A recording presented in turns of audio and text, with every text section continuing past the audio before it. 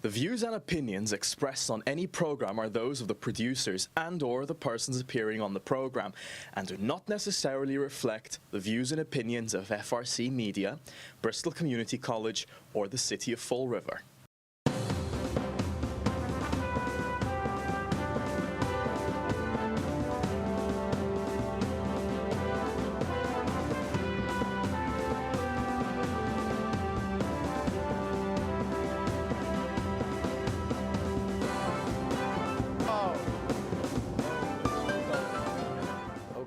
Well, hello. Welcome to Spindle City Straight Talk. I'm Chip. And I'm CJ. And it is Friday in the Riv. And we have a new look.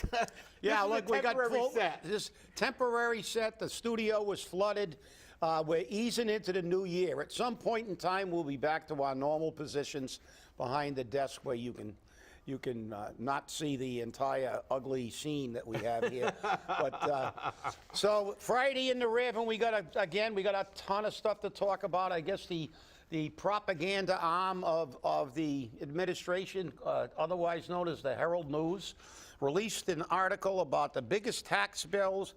And it's headlined, "Who the biggest tax bill and who has the biggest tax," counting down the top 10 property tax. And I don't, CJ, I don't know about you, but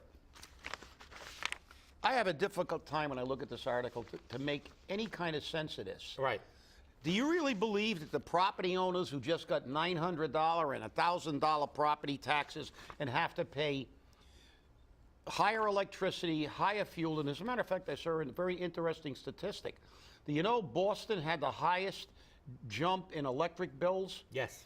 47% in their electric bill. So you think the people of Fall River care about what these rich companies get? Let's look at them, right? Blount.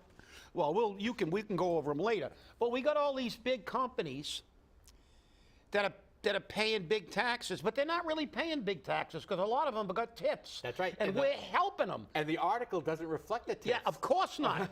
They're not going to talk about the tips. No. God forbid. Blount's paying $471,799, and they're number 10. But they also said, remember they went for a TIF again? Yep. And we're paying part of their tax bill. That's right. How much money? You know what they should have put on these? What are they trying to say? Is this some kind of conspiracy to make the property owner say, shut up? You know, the old thing, raise the gas prices $8 and then drop them forward and everybody's happy because they're only paying $4. You mean like more. Biden did? Yeah, exactly. and the thing is that who gives a damn what these rich companies are paying? They're rich. They write this stuff off. They got all kinds of accountants, and they're making millions of dollars, in some cases hundreds of millions of dollars. We got subsidiaries of Amazon here, right. New England Power. We're not talking hundreds of thousands, we're talking millions. What in God's name, except propaganda, did this article have? Any kind of impetus to write this crap? You think I care how much Amazon pays? They're a multi-billion-dollar corporation, and they got a TIF, by the way. They did, and that's one of the things I want to talk about because you would think, if I'm a little fired up, forgive me. Because you would think that New England Natural Gas is paying the top tax bill in the city, $1,738,106. Now, I think that might be on the money because they also get taxed on all the pipes and everything else. Yeah. But when you look at what Amazon's paying, and I forgot what that's called now, Clarion Partners, that's what it is. The Amazon warehouse is paying $482,548. Doesn't that seem a little low to you? Yeah. Well, listen, the problem. But after the TIF. Yeah, there you go, after the TIF. Now, that's the problem. You see, this article is almost a slap in the face to the average Fall Riverite. I'm not talking about the rich and nauseous that are making all the money right now. I'm talking about the average Fall Riverite, the person who has a $26,000 per capita income. The households that have a $48,000, and which, by the way, the state average is like $84,000. Right. You know, these are the people that are living paycheck to paycheck, have to turn their heat down and walk around in sweatpants and a parka. And we got this spendthrift mayor who created all kinds of jobs for his pals, gave everybody massive pay raises. Yeah, I wouldn't give a damn about this either if I got a $19,000 pay raise from Paulie. I wouldn't give a damn about it if I got a $14,000 pay raise from Paulie either, because that's the problem. They don't give a damn about the average citizen in Fall River. What is this article? What do I care? I'm paying some of Blount's taxes. I'm paying some of New England Power's. I'm paying part of virtually all of these things. Walmart. I really feel bad for Walmart. They're destitute. Yeah. I'm sure that they're out on a corner with a cup saying I'm unemployed. Really? What lunatic came up with this as a lead story? Because that lunatic, I can assure you, probably doesn't live in Fall River and is making a pretty damn good wage. Not a person that's going to be scratching their butt. Remember, everybody open their tax bill. Let's tell some real stories. They want to write about this? Let's talk about the people you ran into in the coffee shop who are who may lose their houses, be thrown out of their apartments, or the people that posted on Facebook that they got a townhouse, theirs went up 820, but their neighbors are elderly on a fixed income, and they're going to lose their house. That they've lived there for 45 years. And they've lived there for 45 years, but nobody cares. That's not in the Herald News. What does the Herald News care? That's Paulie Coogan's personal propaganda arm. It's like Radio Pravda. You know, it was interesting because as I was telling you about the coffee shop, I go in every day, and I see the same people all the time, and they're always talking. They don't talk about politics, which is really weird. They talk about issues, not political issues. They talk about tax bills, electric bills, gas bills, food bills. They talk about the things that affect them. You mean like what actual people really talk about? Exactly. Okay. You know. Okay. And you know, one poor woman, she says, I lived in my house for 45 years. I got my tax bill, and I don't even make enough money to pay my tax bill every month. How am I supposed to pay for this? And I turned around and said, you're not the only one in the city that's in that situation. And I gave her a suggestion, and she said, you know, that doesn't sound bad. And I said, go get a reverse mortgage. Because the reverse mortgage, you spend the money that your house is worth until you're dead, and you don't pay it back. The bank just sells the house. Or your family redeems the mortgage. And that's what I think a lot of people are going to start doing. They're going to start looking at reverse mortgages. Well, isn't that unfortunate? Because I got another suggestion. Why don't they all walk down to the city council chamber and slap those delusionary councilors that we have sitting in those seats in their head at Citizens Input? Yeah. Because we have Laura Washington saying, oh, are we in good financial shape? Because we measure financial shape on how much the rich people are making. Oh, yeah, our property values are now in the billions. Oh, well, you don't care. You don't care when you can't afford your food, when you can't afford your heat, when you can't afford your electricity. I mean, this is just a total disconnect between the majority of people in Fall River and the privileged class. I don't think that Ken Viola worries when he gets $45,000 for every consult he makes. Yeah. And every time somebody comes in. And these developers, and our boy Paul, who doesn't want to talk about affordable housing, while, Paul fiddles while the city deteriorates, and this article is just, it's nauseating. I look at this, the paper's just a little bit too hard because I'd use it for toilet paper, but I don't want to wipe my bum with that thing, okay? So, I mean, that thing is just, that's trash. No wonder the Herald News subscriptions are down to like 3,000, when many years ago they had 40,000. Okay. This is why. That is not even relevant. I do not care how much billion-dollar businesses are paying, because they're the people that get all the tax breaks. When was the last time a residential property owner in the city of Fall River got any kind of break? All they do is bend you over and they don't even give you Vaseline. You're not lying there, that's for sure. You know? And you know, and then you look at this, and you have one person who's representing the people on the council. Yep. And every time this person says anything, the entire council looks at her like, "Shut up! What are you talking about? Just leave it alone." Well, and that's wrong. I mean, and you want to talk about propaganda, and I'm going to divert now from this tax issue. okay, let's do that. Okay? Paul and Linda go to Channel 6 to talk about the police issue? That Paul is charging the police candidates $9,000 to become police officers? I have a problem with that. Well, I have a severe problem with that when you consider that we have hundreds of years, 100 years of past practice where the city has always paid that fee. Well, I don't know if it was instituted before he got there. Doesn't matter. He had the opportunity to stop it. Yeah, that's the point. The point is they were on there, and from the reports I got, they both looked like somebody hit him in the face with a crap pie. They were stuttering and stammering. They didn't know what to say. And you know why they didn't know what to say?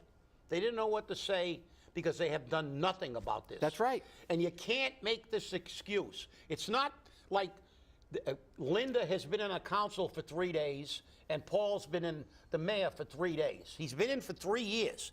Now, you're going to tell me he didn't know?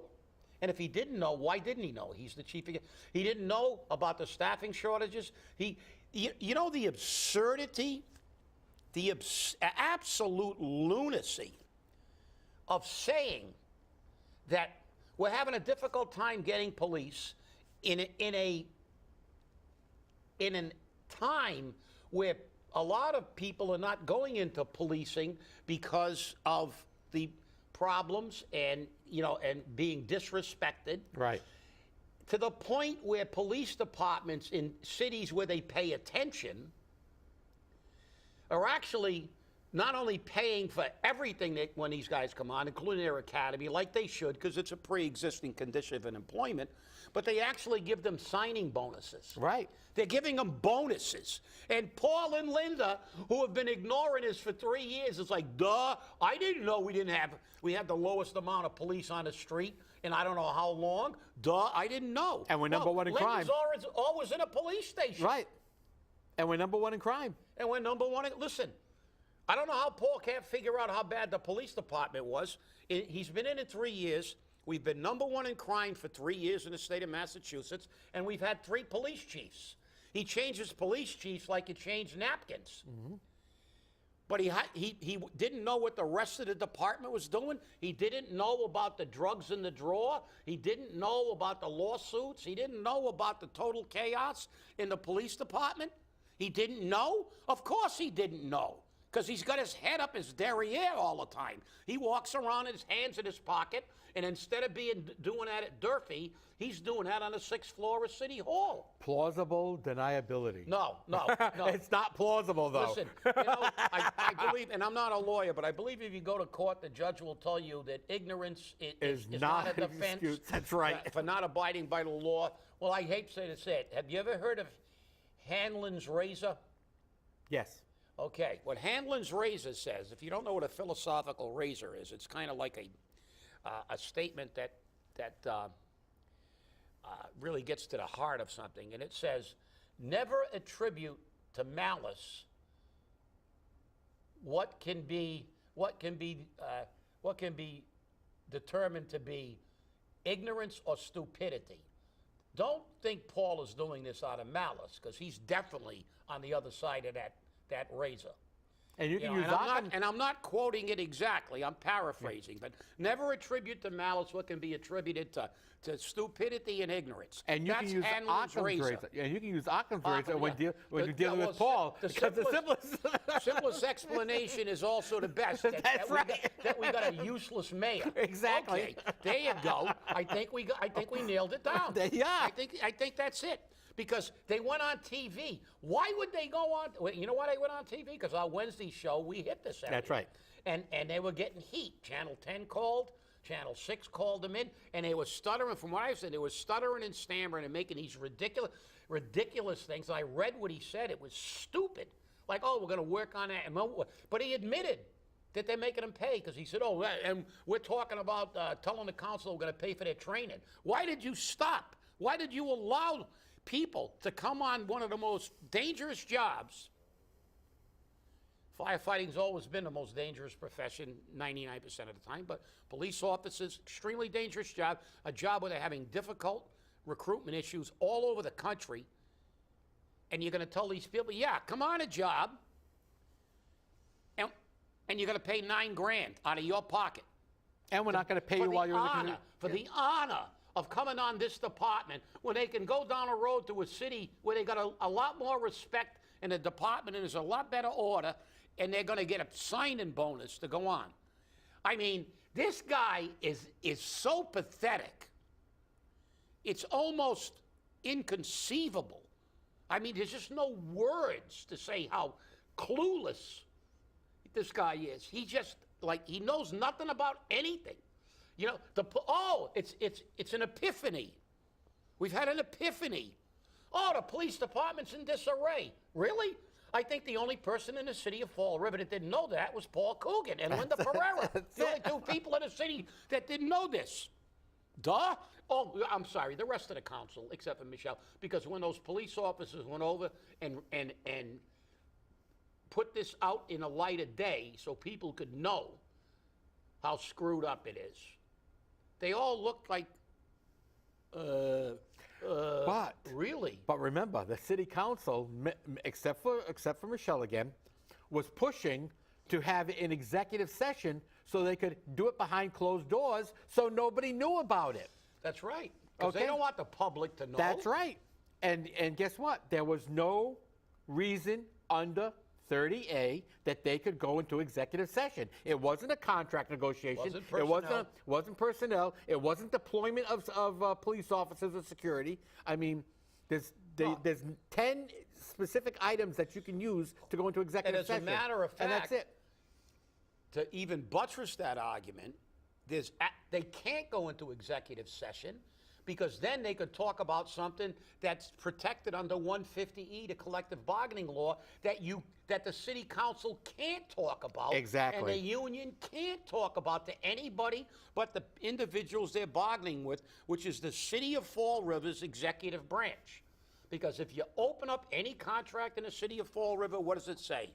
This contract is between the city of Fall River, hereinafter referred to as the city, and local, whatever it is, the exclusive bargaining agent for whoever it is, the uniformed firefighters, the uniformed police officers, and then it goes on to say, the city executive branch bargains, not the city council. The city council under 150E, section 7, appropriates the money. That's right. And then they can ask questions after the instrument is ratified.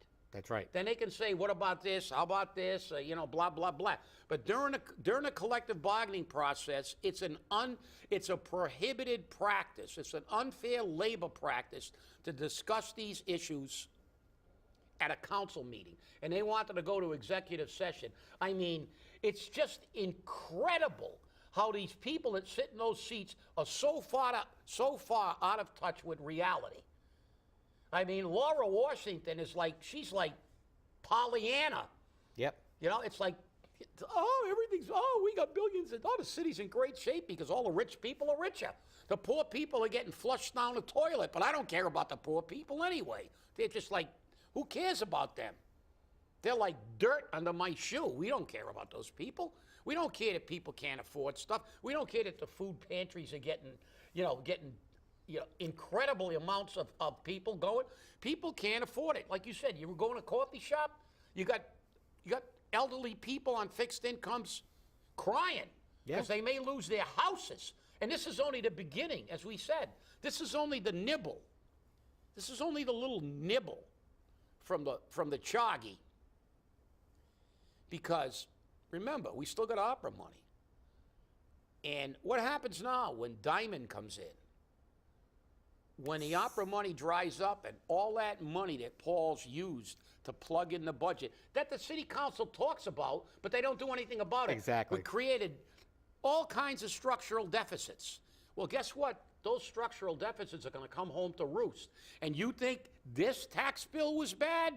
You ain't seen nothing yet.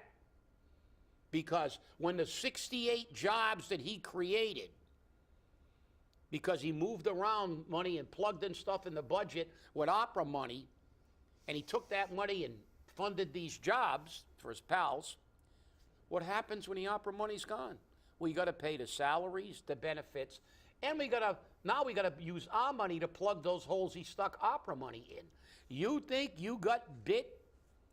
I'll tell you what, when all this stuff comes home to roost, it's going to be Jaws taking your entire derriere, because they're going to croak this city. And that's why they're bringing all these rich developers in, because they can afford it. Right. And what's going to happen is they'll pay the taxes, and they'll say for a while, and then when they can't fill these places, we'll end up with a ghost town. Right, and let's not forget the fact that before we got ARPA money, and before Mary Sahadi retired or resigned or whatever it is she did, she was talking to the city council about implementing trash fee. Wait a minute, and what else? And the bag fee. And what else? And a debt override. And lay off fire and police. Right, and laying off fire and police. But then isn't it amazing how Paul he must have the memory of a gnat. I'm telling you, it's unbelievable. He has no ability to even remember what happened. He was sitting there with Mary Sahadi when he said, we have him on tape, and we played it at one of the shows saying, I'm gonna reinstitute the trash pickup fee. Right. But I really don't do the bags. But then Mary Sahadi said, we're going to do the bags, we're going to do the fee, we're going to lay off fire and police, and then we're going to ask for a 2.5 override. That's right. But yet, as soon as he got the ARPA money, it's like he was on crack. That's right. He's like Hunter Biden. He forgot everything. Oh, we're flush. We're flush. We're millionaires. Well, we're not. It's like you saying you're a millionaire because you hit a scratch ticket. You're a millionaire when you make $1 million every year, and you can live like a millionaire. When you hit $1 million scratch ticket and you blow it in a year, you're poor again. And you're back at the on-ramps and off-ramps with a cup, looking for money. Carrying a sign. Yeah, carrying a sign. That's it. And that's the key. The key is this guy is just, I'm telling you, look, I've been around a long time. You've been around a long time. We've seen a lot of mayors. I have never seen anybody so unqualified and clueless ever walk into the 6th floor of the city hall. It is just, it's unbelievable. I mean, and the thing is, because they got their, it's like the Democratic Party. Everybody nods their head. They all stick together no matter what. Nobody ever gets disciplined. No matter how bad you do, you get promoted. And they do it in the other party, too. But, I mean, one thing about the Democrats, they stick together. That's right. Like the Republicans. And as you can tell by the Republicans right now. The Republicans, it's like a 3-ring circle. But I like that. I like when people, So do I. I like when people argue. Yeah. I mean, it's absurd. Right. But then again, we really don't have a Democratic Party and a Republican. This is a game they created to keep our brains occupied politically, because they say, oh, I'm a Democrat, I'm a Republican, I'm this, I'm an independent. It's a uniparty. And that uniparty has one thing: get rich and get as much power as we can and get as rich as we can. That's right. Because now you got to see that useless waste from the Senate, Mitch McConnell, walking around with Joe Biden, talking about how they're spending $1.7 trillion and being happy about it. Oh yeah, let's make the poor people even poorer, because we still haven't figured out that printing money makes inflation worse. That's right. And you got a Republican that's supposed to be from a conservative party, whose wife, by the way, owns all kinds of businesses in China. Wow, what a surprise that is. Walking around with the president and like they're pals, and they are. Like I said, it's a uniparty. That's right. But the problem is, in this city, how can somebody like Linda Pereira, who's been in there since Christ was a corporal, before he got promoted, and I can see, they're getting a little upset over there, but that's the way it is. How can she not know what's going on? Paul Coogan has changed police chiefs 3 times. He sees the crime stats every year and ignores everything. He's seen all the issues we've had in the police department, the shooting up at the airport, all this, which came home to roost again That's lately. Right. The total chaos in the police department. And he's aghast by this. Like it's an epiphany. This is really happening? Wow, our police department, it's got a problem? And now, but I like the way he does it. He really is smooth when he says, oh yeah, I'm gonna talk to the police chief. Oh, I'm gonna talk to the developers. I'm gonna talk to everybody. You talk to everybody when you're supposed to be the leader of the city. You're supposed to be doing something about it, not talking to everybody else to see what they think. That's the definition of a leader. You know you're in deep doo-doo if you go into a battle and you turn around to the general and he goes, I got no idea what we're doing here. then you're in trouble. You're in trouble. That's what mayors are supposed to do. Try to figure out what's wrong and fix it. That's why John Mitchell had a plan for affordable housing. That's right. You see plans from these other mayors. Providence, Rhode Island. Yeah. And, we just had the inauguration yesterday, which I must give Maura Healey credit. She raised $1.8 million for her inaugural party at the Boston Garden, charging $30 a head to get in. Yeah. I don't think they got drinks, that's for sure. But she spoke in her inaugural speech about making housing affordable for people. Now, if the governor can talk about making housing affordable for people, that's like a slap in the head to Paul. Guess what? The governor wants to do it. What's your problem? What's your problem? Well, I'll tell you what his problem is. He has the same attitude as Fiola, actually somebody on Facebook encapsulated it. And you know I don't do a lot of Facebook, but I read that. One of the individuals on Facebook said that they really don't care about the blue-collar people and about the regular people of Fall River. What these elitists want, and I heard one elitist said that, don't worry about those people. It's the elitists who drive the city. Yeah, you did. You drove it right off a cliff. Yep. And they don't care. And the thing is that this man on Facebook's really hit it on the head. He said they want everybody like that out.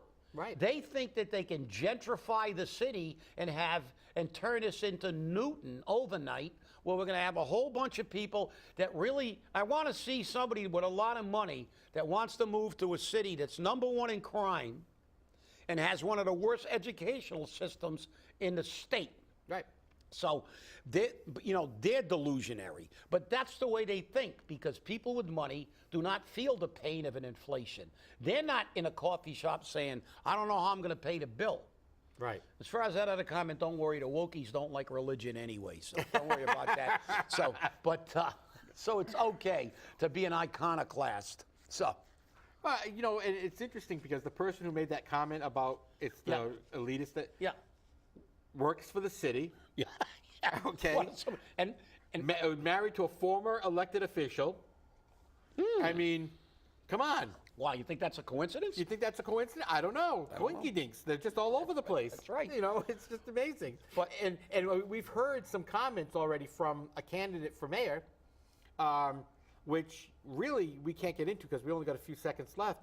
But he has put it in such perspective that it's his job to know these things.